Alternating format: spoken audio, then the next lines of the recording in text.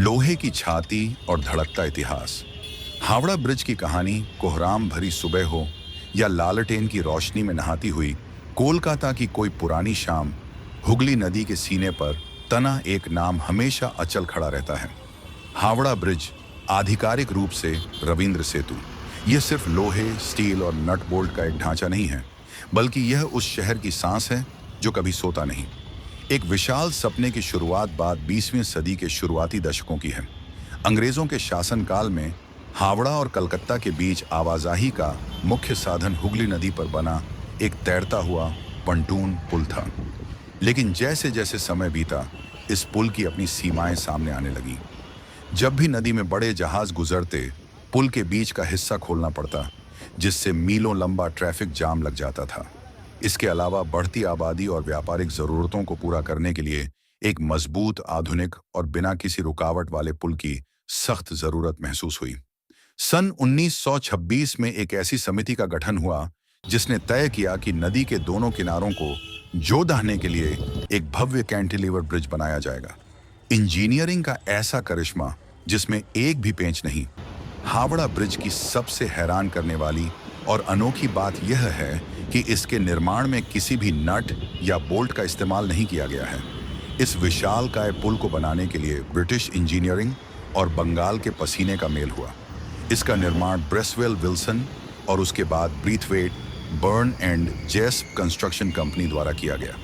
पुल का कुल वजन लगभग 26,000 टन है, जिसमें से करीब 23,000 टन हाई टेंशन स्टील टिस्क्रोम का इस्तेमाल हुआ है, जिसे उस समय की मशहूर टाटा स्टील कंपनी ने उपलब्ध कराया था। यह पुल दो विशालकाय पिलर्स, खंभों पर टिका है, जो नदी के तल से लगभग 90 फीट नीचे धंसे हुए हैं। इसके दोनों सिरों पर बने कैंटिलीवर आर्म्स, बाहें, हवा में संतुलन बनाए रखते हैं। इसे इस तरह डिजाइन किया गया था कि यह बंगाल की तेज आंधियों, चक्रवातों और रोजाना गुजरने वाले लाखों वाहनों का वजन आसानी से झेल सके। इतिहास का गवाह हावड़ा ब्रिज ने अपने इन लोहे के खंभों के बीच से इतिहास को बदलते देखा है। द्वितीय विश्व युद्ध 1943, जब यह पुल बनकर तैयार हुआ और 3 फरवरी 1943 को इसे चुपचाप बिना किसी बड़े उद्घाटन समारोह के जनता के लिए खोल दिया गया, तब दुनिया दूसरे विश्व युद्ध की आग में जल रही थी। अपनी शुरुआत के कुछ ही महीनों बाद दिसंबर 1943 में जापानी सेना द्वारा गिराए गए एक बम का निशाना हावड़ा ब्रिज भी बना था, लेकिन इसकी मजबूती ने इसे बाल बाल बचा लिया और यह शान से खड़ा रहा। आज़ादी और शरणार्थियों का सैलाब। सन 1947 में जब देश आज़ाद हुआ और बंगाल का विभाजन हुआ, तब लाखों की संख्या में शरणार्थी इसी पुल को पार कर कलकत्ता पहुंचे थे। हर आंख में आंसू और भविष्य की अनिश्चितता थी, लेकिन हावड़ा ब्रिज ने सभी को अपनी छाती पर जगह दी। रविंद्र सेतु और आज की धड़कन। 14 जून 1965 को महान कवि और नोबेल पुरस्कार विजेता रविंद्रनाथ टैगोर के नाम पर इस पुल का नाम बदलकर रविंद्र सेतु कर दिया गया। हालांकि आज भी लोगों की जुबान पर यह हावड़ा ब्रिज ही है।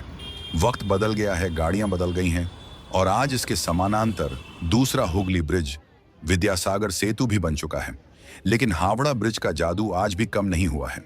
सुबह सुबह इस पर टहलते हुए लोग, पीले रंग की विंटेज टैक्सी, हाथ से खींचने वाले रिक्शा और शाम ढलते ही रोशनी में नहाया यह पुल एक जीवंत चित्र की तरह महसूस होता है।